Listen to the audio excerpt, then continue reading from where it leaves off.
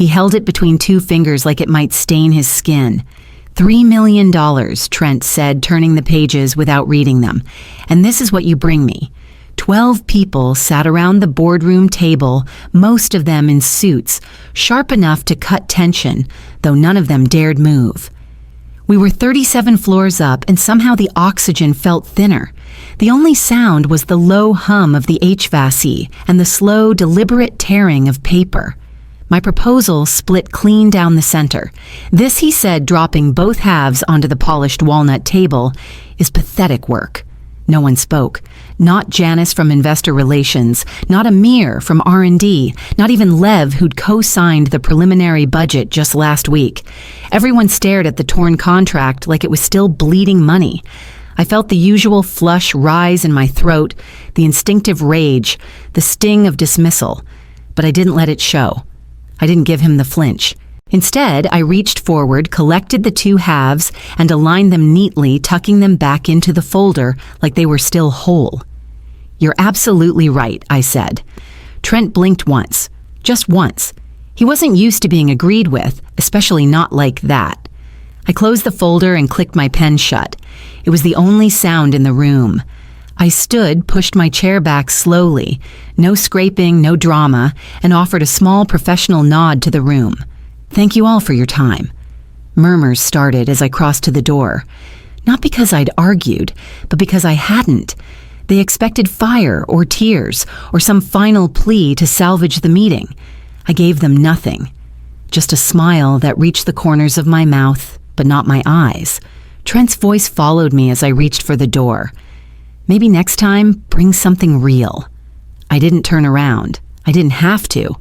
What I'd brought was very real. It just wasn't for this room. And as I stepped into the elevator, I pulled out my phone and typed a single word, "Ignite." By the time the elevator doors sealed shut, I'd already felt the weight lift from my spine. Not relief, precision. 6 months of rehearsed restraint had sharpened everything in me. My hand hovered just long enough before tapping the message I'd saved as a draft, "Ignite." I hit send. The phone screen dimmed. The message wasn't dramatic. No fireworks. Just a trigger. Quiet, clean, final. Outside, the Boston wind bit through my coat as I stepped into the street. I didn't glance back at the building. I knew what it looked like. Steel and glass and entitlement. I'd spent years watching men in tailored certainty pass through its doors like the future belonged to them. They thought today was a rejection. But the proposal Trent tore up was never meant to be approved. That version, with its softened budget language and watered-down scope, was designed to test what I already knew he couldn't say yes to anything he didn't recognize as his own reflection. He needed it to scream, "Profit, scream power." And mine didn't. It whispered change.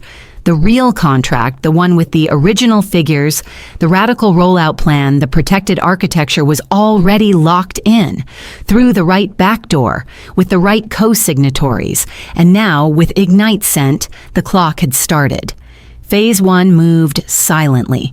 3 secure emails would deploy to 3 separate inboxes. 1 to Delira Vaughn, our embedded legal strategist. 1 to Juno Greaves, who owned the infrastructure schema Calder never understood.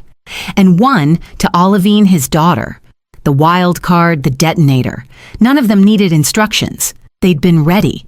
The foundation housing the project Common Line Futures was structured to look unremarkable, a placeholder in a portfolio of decoys. It had legal backing, fiscal cover, and clean escrow already in motion. Not fraud, not theft, contingency. Inside the glass tower, someone was probably still vacuuming up the shredded proposal. I wondered if they'd ever notice it was printed on non-binding stock. No signatures, just theater. I crossed the street without looking back, already dialing the second number on my list. Olivine picked up on the first ring. 6 months earlier, I'd sat across from Delira Vaughn in the back corner of a tea house that still took orders on paper and didn't ask for LinkedIn profiles. She stirred honey into chamomile with the steadiness of someone who'd already survived the worst of it. Her name had been quietly erased from the firm's internal wiki 2 years ago. No exit memo. just a cold lockout and a rewritten credit on the system architecture she'd built from scratch.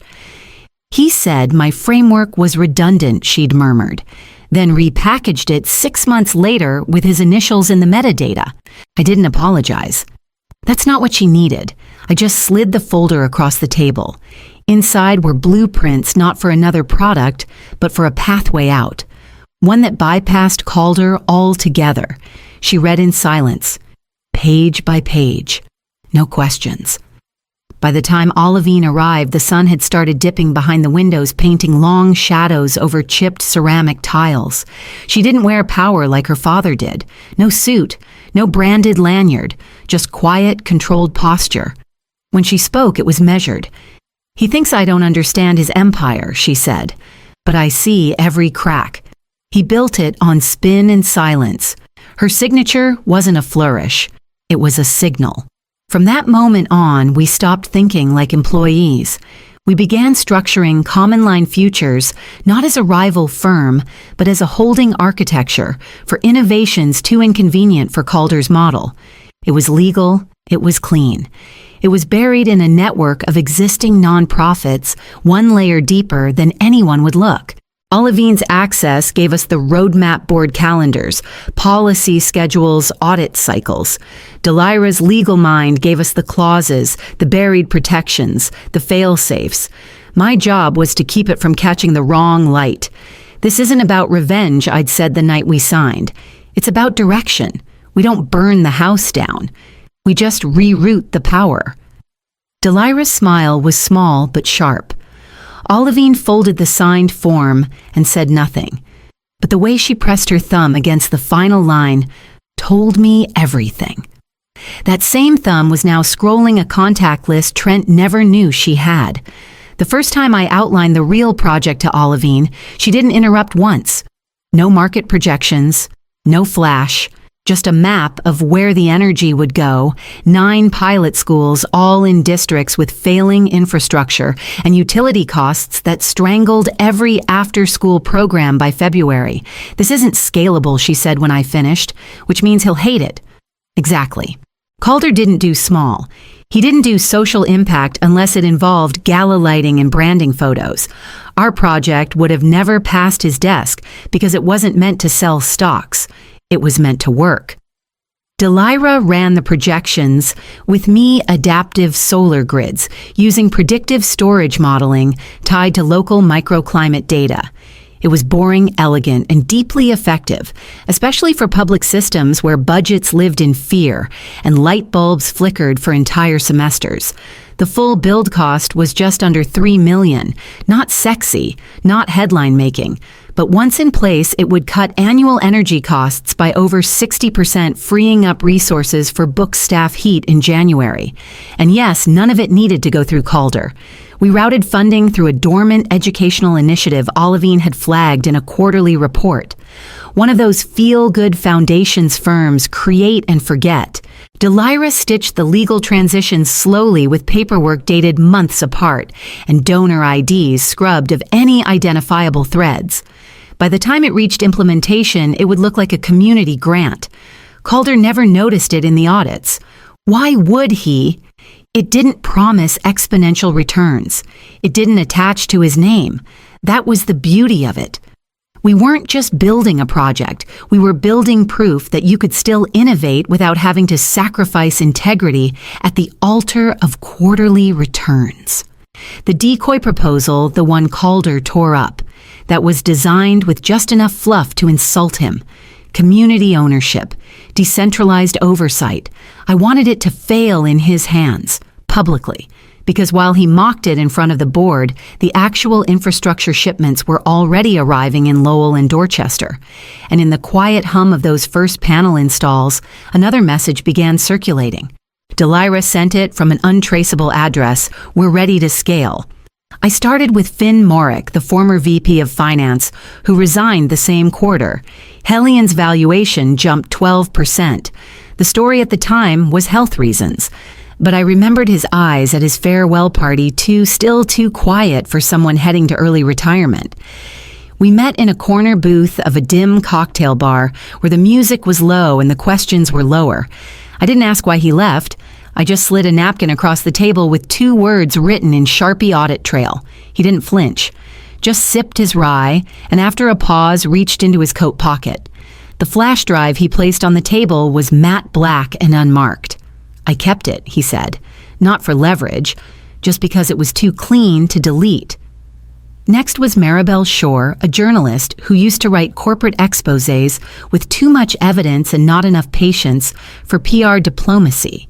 3 years ago, her investigation into Helion's Green Shell LLCs disappeared the night before publishing. Her editor cited legal review. A week later, she was laid off.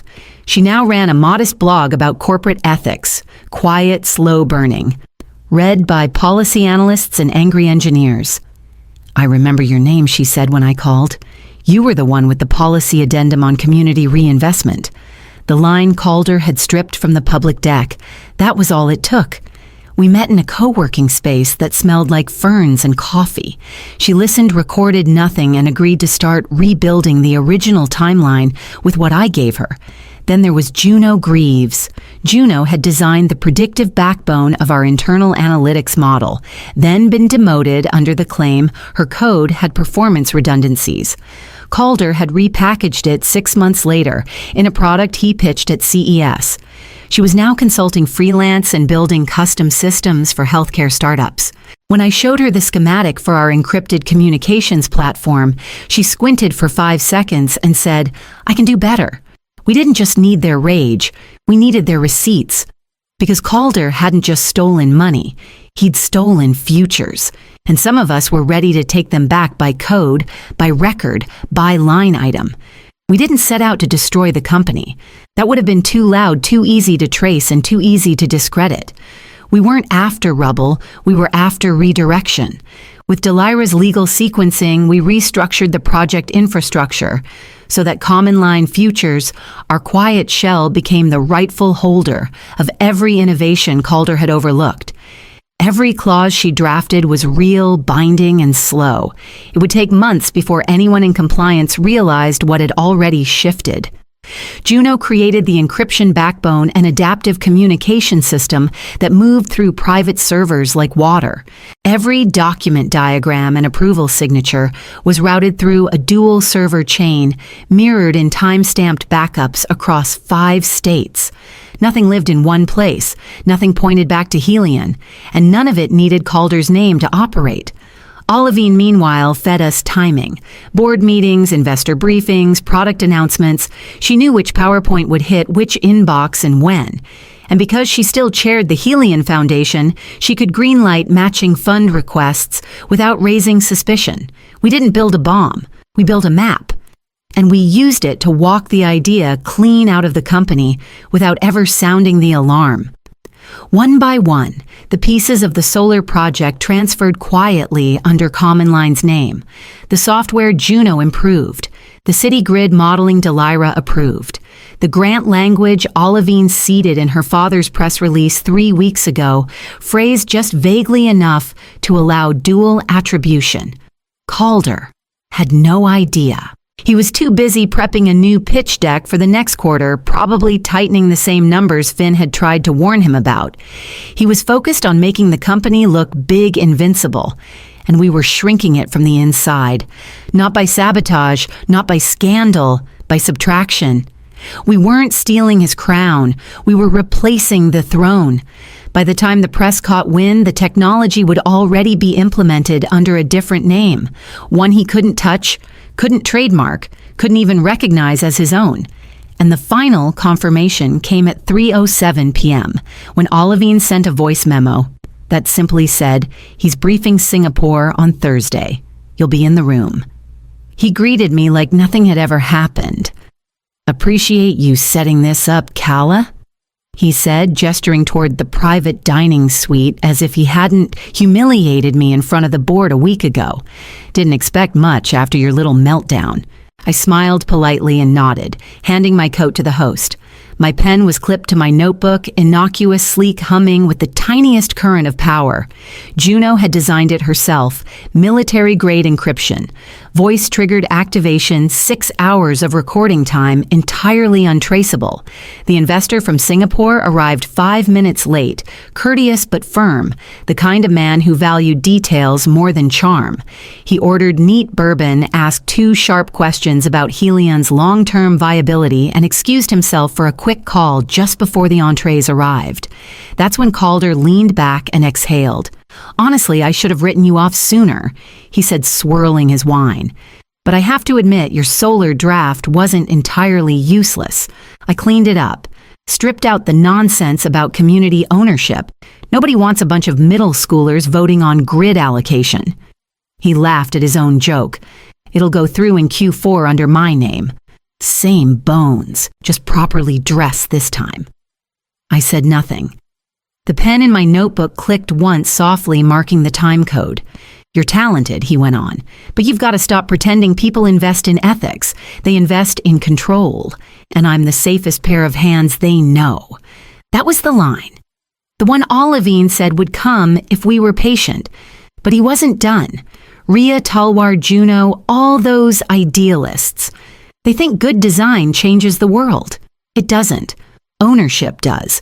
I spent 20 years making sure I own every gear.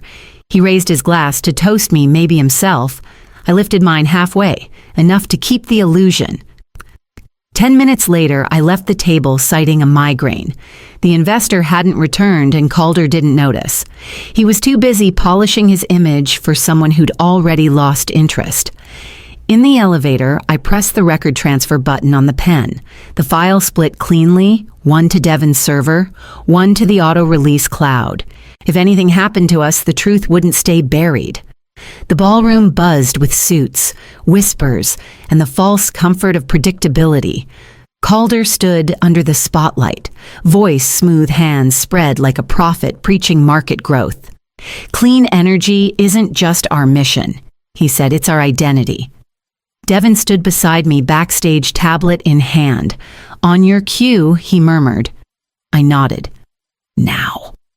The screen behind Calder glitched. He smirked. "Looks like someone's messing with the feed." Slide 1 appeared a time-stamped ledger showing multi-million-dollar invoices split across fake departments tied to a solar fund that didn't legally exist. Silence spread like frost. Slide 2, a captioned audio waveform. "They don't invest in ethics. They invest in control, and I'm the safest pair of hands they know." His voice, clear, calm, arrogant, played over the speakers. Heads turned. Phones rose. Slide 3 transcript. "We build clean energy, not a daycare." The line Maribel had warned would gut 5 pending contracts. Calder dropped the clicker. "This is fake," he snapped. "This is illegal." I stepped onto the stage. He turned, blinking once. "You did this. I didn't have to. You did it all yourself. I just kept the receipts." He advanced. "You've just sabotaged our credibility. No. You did that when you tore up the deal that would have saved your IPO, stole it, and pitched it under your name." Gasps broke like glass across the room. I raised a hand not to stop them, but to steer them. This data and documentation have already been submitted to the SEC, the DOJ, and all institutional stakeholders. The board has 24 hours before federal review begins. 2 board members walked out. Another ripped off his badge. Calder shrank in place. "You're just another angry woman," he hissed. I stepped closer. "No, this is structural." Then I walked off stage toward the exit where Olivine stood already dialing the next move. They didn't arrest him. That's not how these things end. 2 security officers from the board escorted Calder out through a side corridor just before lunch. No cuffs, no cameras. Just that long, brutal walk through the executive wing he once ruled like a kingdom. He didn't look at anyone. No one looked back. By the end of the day, Helion's PR released a statement. "Mr. Calder will be stepping down effective immediately to pursue personal interests." The words were clean. The silence beneath them was sharp enough to bleed. Shares dropped 13% by market close. 3 federal subpoenas were issued by nightfall. Maribel's full article hit the wire just before midnight. Headline, "Control was the product." It didn't trend, but it didn't have to. The right inboxes received it. My phone didn't stop vibrating for 3 days. Offers came in like clockwork. SVP titles, chief strategist roles. One even offered me equity and full team autonomy, all from firms that had once looked right through me in previous pitch rooms. I said no to every single one. I didn't want a throne. I'd seen what those seats do to people. What I wanted was space. Something that didn't require pretending clean systems needed compromise to survive. Something that let vision be protected, not traded, not extracted, not stapled to a press release. Olivine and I restructured Common Line Futures within the week. No CEO, no investors seeking 5-year exit timelines, just a rotating board of builders and policy engineers with stakes in the actual communities they served. Juno finalized the secure comms infrastructure and handed it over with no strings. Finn verified the audit trail had landed with the oversight committees. Maribel helped shape the next transparency clause for future grantees. Delira guided the legal shift without attaching her name. No one was looking for credit. Everyone was building. I didn't watch Calder's post-Helion interview. Word was he'd surfaced in Miami, consulting. Or maybe ghostwriting a memoir, rebranding failure as reinvention like they all do. I let him go. Not for him, for what came next. Because a middle school in Dorchester had just approved the grid pilot, and Ria Talwar had just walked into the room with the updated specs. The first time the panels came online, no one clapped. There were no speeches. Just a quiet shift in the electrical hum and a classroom light that flickered on without delay. It was a public middle school in Dorchester. Brick walls, chipped stairwells, the kind of place where teachers bring in their own supplies and kids learn to read energy bills before they read poetry. We'd installed the adaptive grid over spring break. No fanfare, just function. The students had painted the panels themselves, bold oranges, messy yellows, their names signed in bright marker underneath. Zaria, future scientist. Marcus T., solar engineer. One had drawn a sun with a face and labeled it Power with a Smile. Inside, they tracked live data from a wall-mounted monitor Juno had coded herself. The kilowatts climbed slowly, steadily. One 8th grader tapped the screen and explained the distribution curve better than most city contractors I'd worked with. "We're trying to beat room 208's output by Friday," he said, grinning. "Loser picks up the cafeteria trash." Delira watched from the back with her arms crossed, her expression half amusement, half awe. Olivine stood near the exit, quiet as ever, but this time with her name nowhere on the donor list. Juno crouched by the data console, showing a student how to isolate voltage drops when cloud cover moved overhead. No headlines would run. No corporate logo would stamp this launch. It didn't need to. Common Line Futures wasn't built to sell ideas. It was built to shelter them.